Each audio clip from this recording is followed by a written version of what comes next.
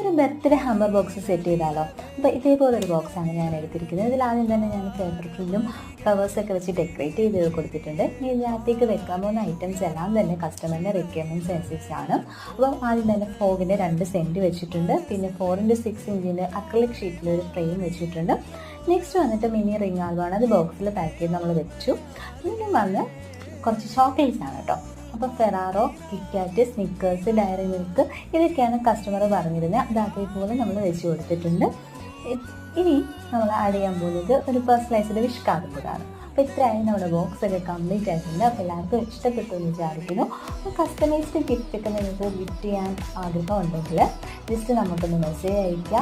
Minimum ഒരു 15 ദിവസം മുന്നെങ്കിലും order confirm ചെയ്യുക എന്ന് മാത്രമേ ഉള്ളൂ. കസ്റ്റമൈസ്ഡ് ഓർഡേഴ്സ് ആയതുകൊണ്ട് നമുക്ക് ഓൾ ഇന്ത്യ ഷിപ്പിംഗ് അവൈലബിൾ ആണ്.